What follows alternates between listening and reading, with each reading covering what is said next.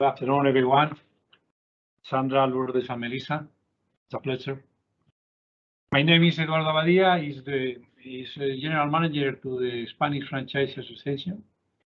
And it's a pleasure for me to open this workshop about subject to important for the franchise system, especially with two of our members, Berenberg and Genève, two members. It's very important for us. I want to stress the importance of the new legislation for franchise in Europe. That has been approved the 10th of May of 2022, the new regulation for the franchise system in Europe. And for this is a very important moment to speak what is the relationship in Dubai and Spain and Europe, because the law is similar in other countries in Europe, and it's very important to know what is the situation in Dubai to learn to introduce your Spanish branch in Dubai and other side. Many congratulations for the initiative for Berenberg and Melissa. Thank you so much. Thank you, Eduardo, for your opening words, and most of all, thank you for all of your support. We truly are honored to be a part of the IF, la Asociación Española de Franquiciadores, and we thank you for all of your trajectory and everything that you do for the franchise sector here locally and also globally. Okay.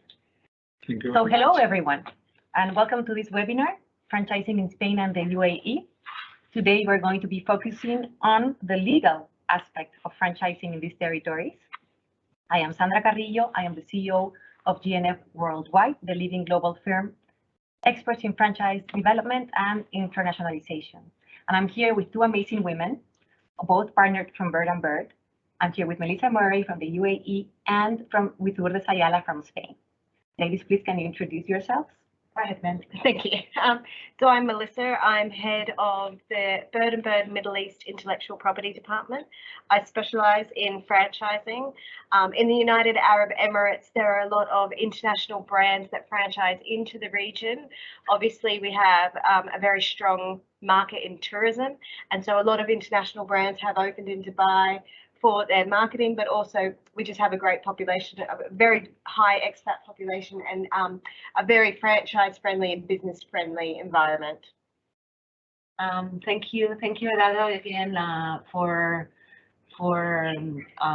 honoring us with your presence, and thank you, GNF, for organizing this together with us. My name is Lourdes Ayala. I head the corporate department here, and we have a focus on retail and consumer sector and in franchising.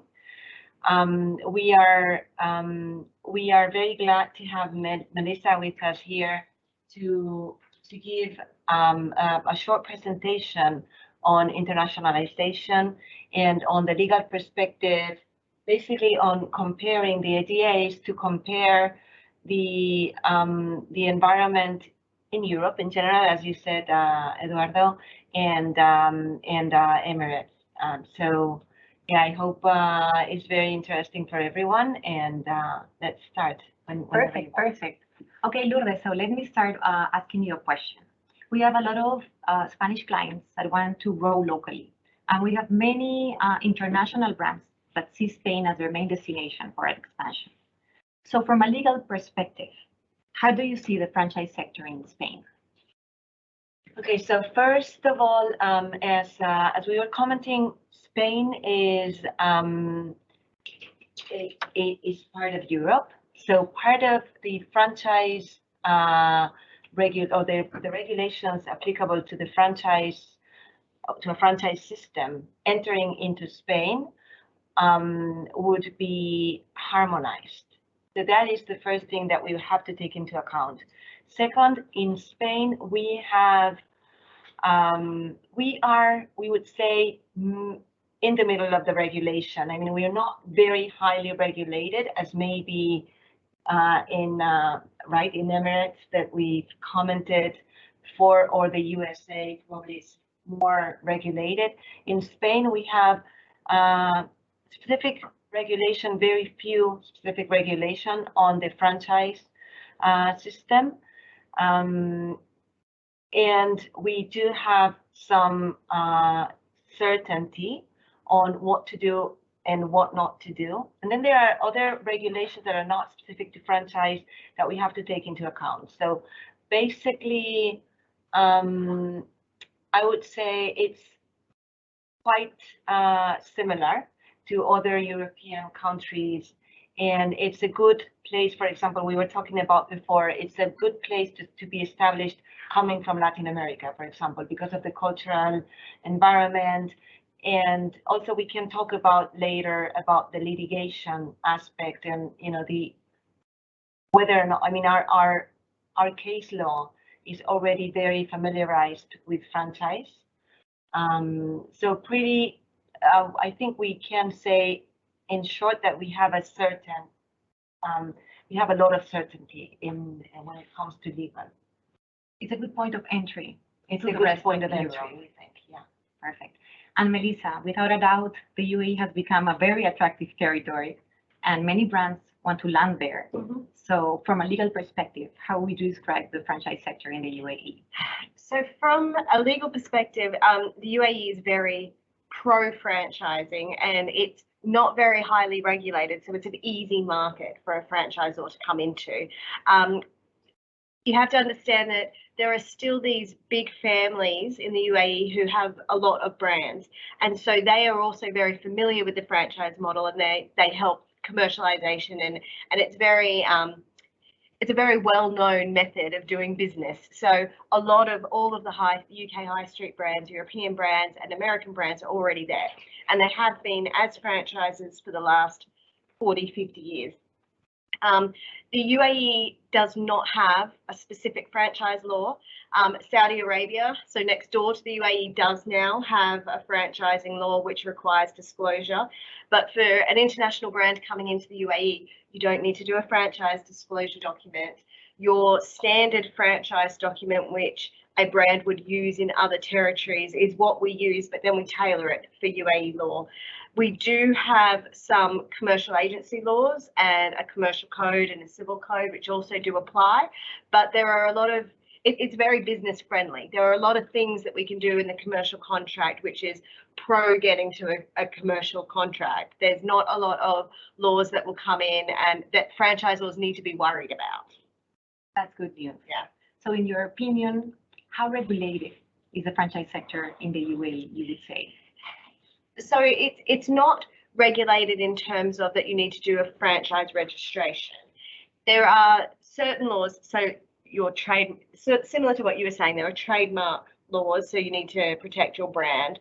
There are commercial code and civil code laws which can come in terms of if you're dealing with a company that's 100% Emirati owned, but we can contract out of a lot of those laws. So from a legal perspective, normally we would have, if it's a Spanish brand, Spanish governing law, or if it's a US brand, it might be American governing law, or if it's a British brand, English governing law. And we would have an arbitration clause that carves out a lot of local laws. I mean, obviously there are some local laws that will apply in terms of signage and employment and labour laws and landlord tenant laws in terms of leasing that impact the franchisee. But from a franchisor perspective, not a lot of the local laws will apply if you get a good lawyer to help you contract out of those things. Exactly, that is Yeah. the idea. To Yeah. really be accompanied by the best experts to make sure that the way is actually more easier Yes, than it looks. Because Yes. actually it's very simple, but you have to follow the right steps. exactly. Yeah. And Lourdes, the same question. In your perspective, how regulated is the franchise industry here in Spain? So I guess it's quite similar in relation to a franchise to the franchisor. It is different because there is a disclosure obligation, which is very important to follow, and a cool-off period of 20 days that is very important to follow because it can it's easy to do. We normally get the US or the whatever template the client has already, right? and we use it and tailor it for Spain. It's not difficult, but if it's not followed, it's very risky because it would risk the validity of the agreement. So in that sense, I was saying it's kind of in the middle in terms of regulation. In another respect, I think our environment for the rest, of course, it does impact. So a franchise system, it does have to take into account a lot of regulations that are not specific to franchising, right?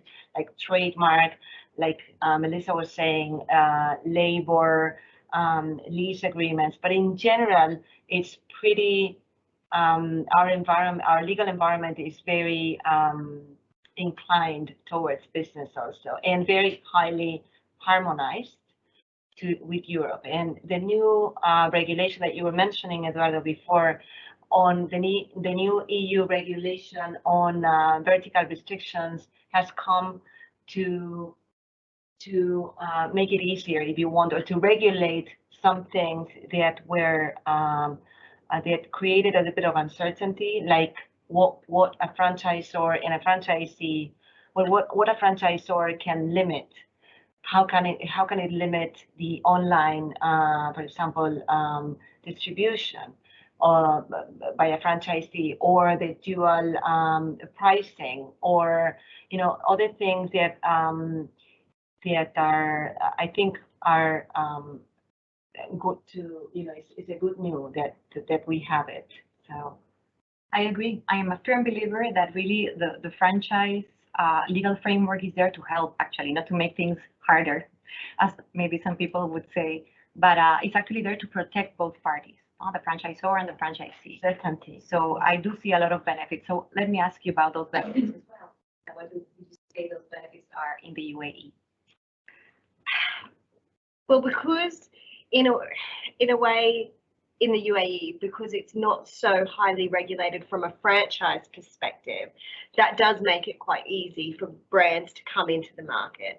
I do also a lot of work in Saudi Arabia, and it's a very different system there because they do have a specific franchise law, and there is registration requirements, there is a cooling off period, there is a disclosure document, things have to be translated into Arabic. And if you're an international brand trying to go into, for example, Saudi Arabia, there is a lot of compliance and a lot of steps that you have to take before you can get to a deal, before you can take a deposit, before you know that your franchisee is serious about the brand. Whereas in the UAE, we don't have that. So I would say in the UAE, because we don't have strict franchise legislation, deals get done faster, which is good because Dubai is also very dynamic. A lot of new brands coming into places like Dubai Mall and a lot of the big shopping malls and the tourist destinations, because they're looking for the new hottest brands that are always coming in. So it's like I said before, very business friendly, which means that, but also the purpose, in my view, of franchise regulation is to protect franchisees who are investing a lot of money into a brand. And the dynamic in the Middle East generally, but also in the UAE, is that you have big families with a lot of money, and they have big teams of in-house lawyers and big teams of business development who can really assess a brand properly. So they don't need a franchise law to protect them. So I think it's good that we don't have a specific franchise regulation in the UAE, because it just helps deals flow faster. Yeah, it's a completely different marketplace. Yes. When we talk about the UAE. And for Spain, for example, Lourdes, what would be the benefits you see in this regulation? I think in the regulation, you mean, or I mean, I think we have to point out two things. One is, I agree, the franchise regulation is there to protect the franchisees. So at the end, I don't see it really as an impediment. It's true that it's a little bit slower, but I see it as a benefit to create certainty and to protect the market generally, because it's true that we have a different market here. There's a lot of franchisees that are quite small. There are others that are very professional, as we know, right, in the franchisee world. But it's true that differently from your market, the Emirates market. It's in Spain. We have a lot of small franchisees accessing the market, right? And so that is a protection that I think gives protection to the franchisor at the end, also, because it establishes a legal framework that is always good. You know, the certainty, I think, is good for both parties. So that's first. Second, as you know, the franchisor's registration that used to be it used to be a requirement. It has been suspended without, and in principle is not applicable right now, right? And the registration, I think, was a good idea. I think right now it's good that it's not there because it didn't give certainty enough. So what I think is that it's a benefit. So in general, the benefit, I think, of our case law, we have to take it also into account that it's a very established legal framework. And as the report that has been done by the association shows clearly, we don't have a lot of litigation. I think it's an environment where parties reach an agreement where they do know their rights and their obligations, and the litigation has and the judges know the system. They apply it consistently, pretty consistently, and I think it's a good legal environment in general. I agree, because you get more confident to get into that system, into that environment, because it's regulated and you know already what to expect, what you must do, what as a franchisee, what are you going to get. So you know the rules before entering the sector. So I agree. It's something that can give you peace of mind sometimes. Right. It can make things slower sometimes, but I agree completely here. You have more single unit franchisees maybe as well entering the market. So they do need more protection than maybe in the UAE. So maybe it's more necessary right now. And what about the challenges, Lourdes? What challenges do you see in that regulation? So I think there is one challenge that we constantly see, that we see in the case law, and that I would like to point out, which is the liability of the franchisor and the limits of the liability of the franchisor. So the franchisor, and that is particularly something that is not regulated, in fact, and that is why I think it has a lot of uncertainties. So something that, and what am I referring to?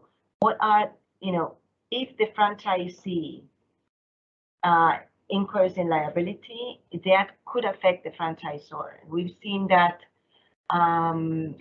in some case law, in some recent case law, and we see it as a challenge really for the franchisor, and we think it's something that should be better, in fact, should be better regulated to make certain what kind of controls the franchisor should establish on the franchisee, because establishing too much control could trigger liability, while not having sufficient control could make it riskier for the franchisor, because it may in fact impact, and it may, third parties could claim, and we've seen that case law upholding claims from consumers against the franchisor directly for something that has happened within the control of the franchisor, so of a franchisee.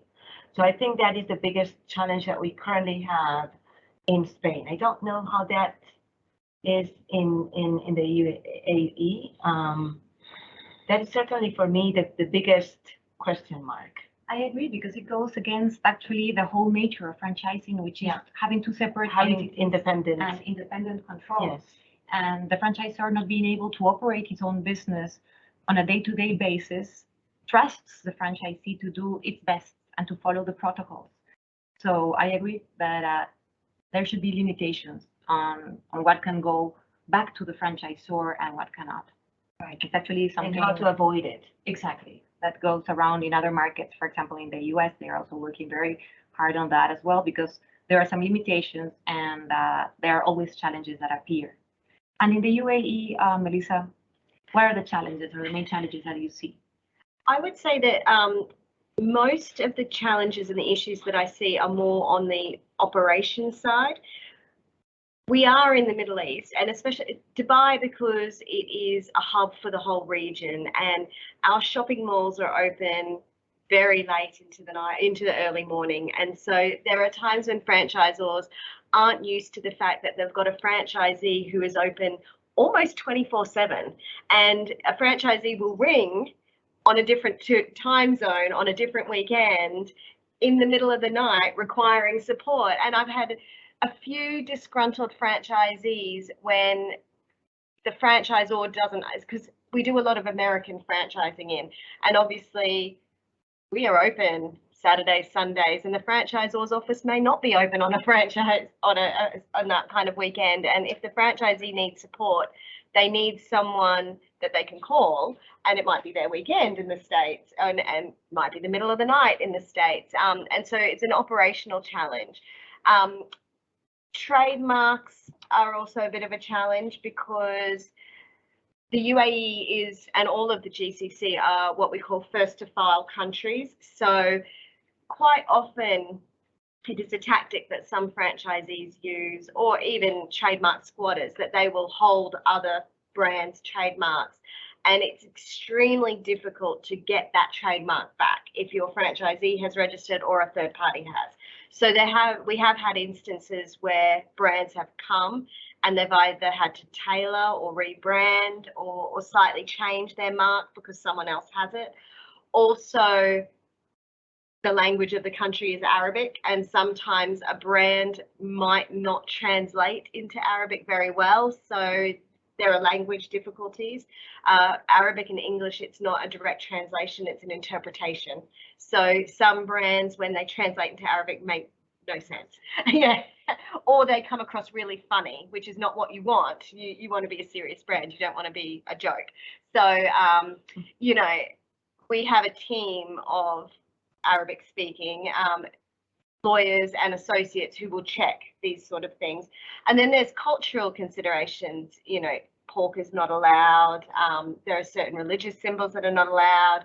So it's more on the operations side, but this is where finding a good partner, a good franchisee. I always say to my franchisor clients that, you know, the due diligence on the franchisee, and you're going into a marriage, basically. It's a long-term contract. This is not a 2-year deal. Some of the deals are 20 years and they're renewing every 10, 20 years. So, and the idea, and especially in the UAE, these franchisees, they want a 20-year business plan, because for the franchisees, it costs a lot of money for them. You know, they might not be making any profit for a while. It might be a year, it might be 2 years.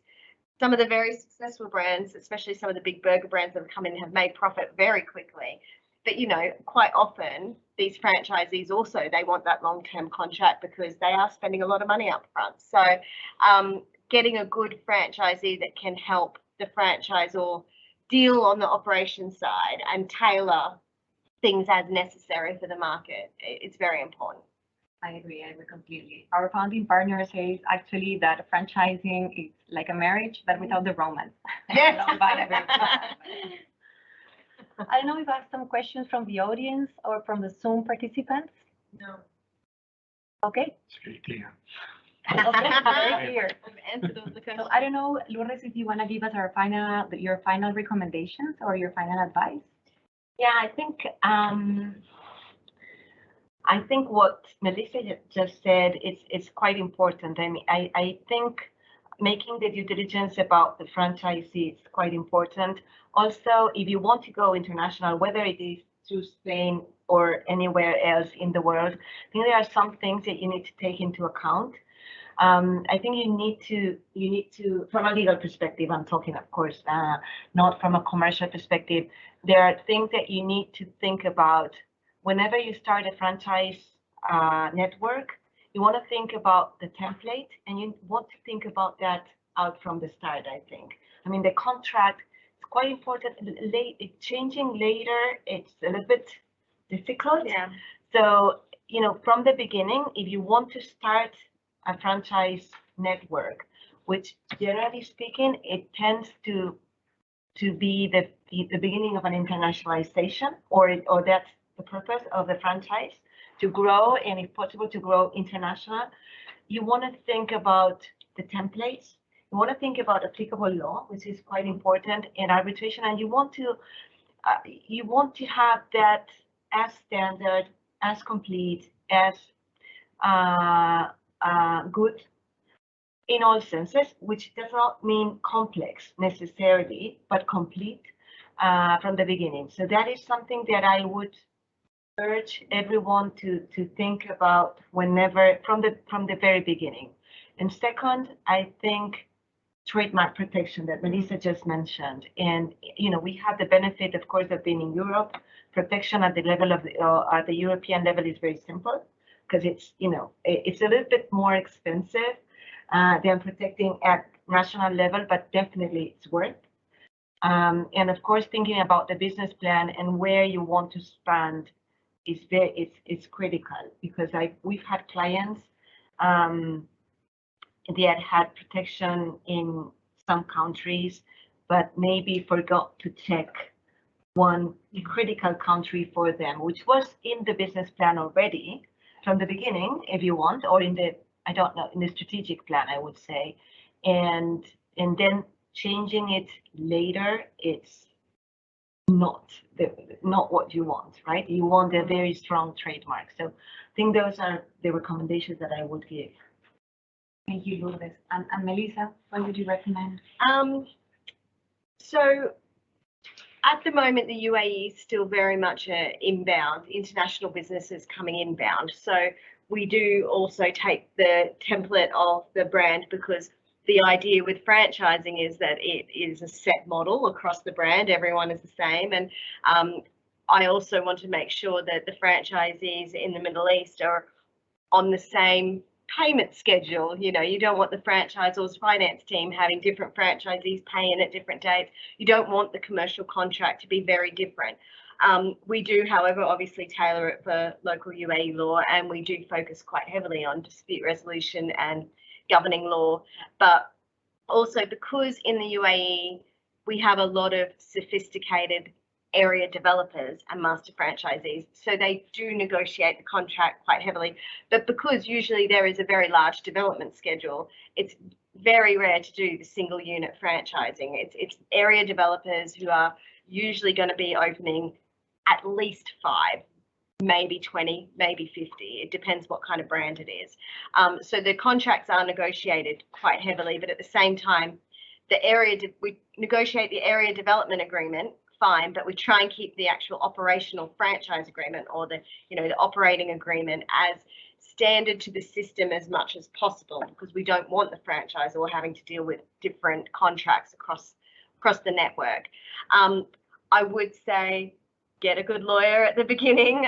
Obviously, I've seen some horror stories of people who get a bit too excited by opening in Dubai, and then things go horribly wrong 3 or 4 years later, or the franchisor is upset that the franchisee hasn't met the development schedule, but maybe it was an unrealistic development schedule at the beginning. I've seen some ridiculous development schedules that were never ever going to be met. So I think also investigating the market properly and really having a good think about whether your brand is appropriate. Will it do well? It is a competitive market, because there are a lot of big brands already in the UAE.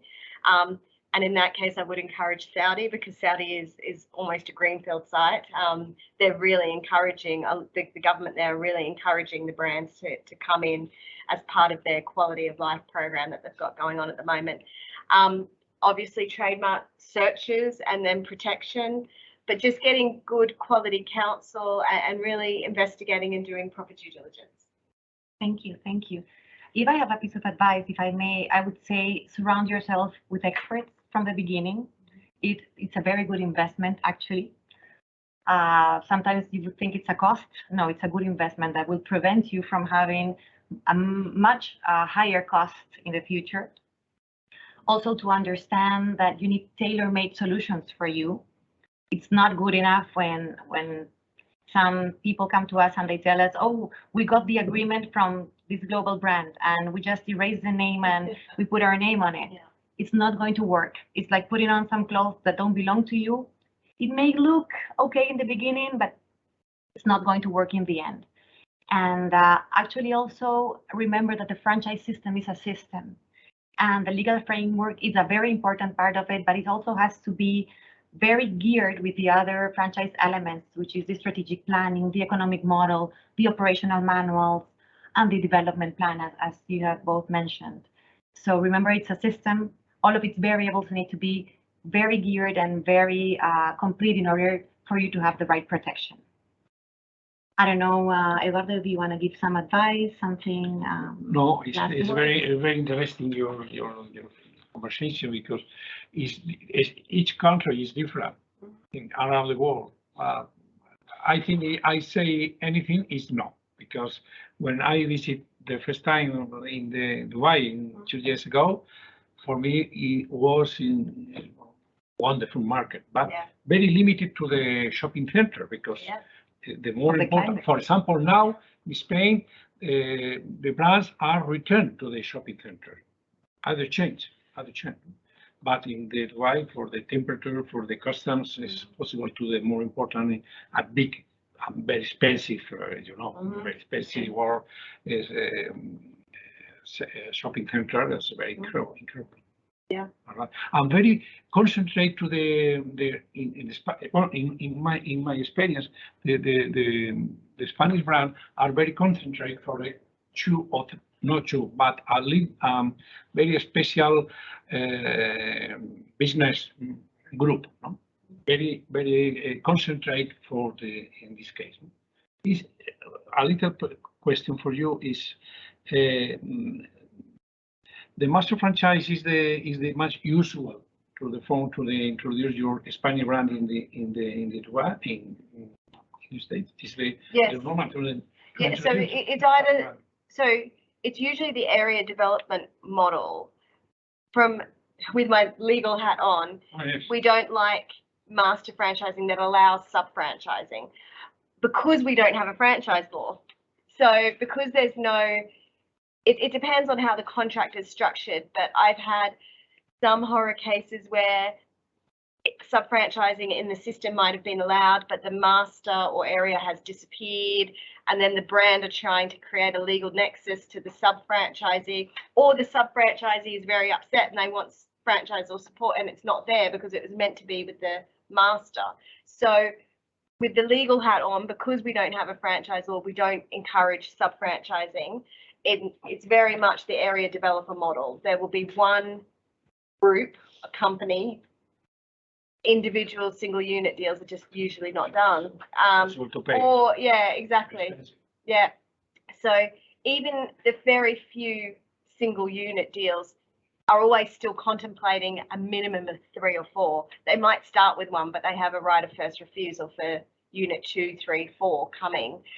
It's also very common that the UAE isn't the only country given. So it might be an area development agreement with all of the 6 GCC countries, the Gulf countries. So Oman, Kuwait, Bahrain, Qatar, Saudi, and the UAE all put together with a development schedule per country. Because again, there are big families that are across the whole GCC and they will open multiple outlets and they have teams that do this. So yeah, they're very sophisticated franchisees. Yes, it's a quite different environment. Yeah. Yes. Very challenging, but lots of opportunities as well. Well, that's the thing. So I've been in the UAE 16 years now. And when I first, because I did franchising in Australia as well, which is again, a very different market. Again, very highly regulated in terms of franchising. And it was all international brands coming in. And I would say in the last 6-7 years, is where we've seen some local brands beginning to franchise and where single units are beginning to pop up. So some domestic franchising is starting, but it's still a small percentage of the overall retail and consumer market. It's Yes. still very heavily international brands coming in. I agree. We as a company receive lots of global brands wanting to enter the UAE, but now we're receiving, yes, brands from the UAE wanting to convert themselves into franchise systems Yeah. and start a local expansion. Yeah. So we're going to see a lot of movement and evolution in the next few years. And we are very glad to be a part of it. Good. Right? Sure. Okay, so I want to thank you, Lourdes. Thank you, Melissa. Thank you, Eduardo, you. for It's a pleasure. everything. And thank everyone that has been here. I hope this webinar was useful, that we all learned something. I'm sure we did. And I hope you join us for our next webinars. Thank you very much for your attendance, and thank to everyone that is meeting us through Zoom as well. Thank you.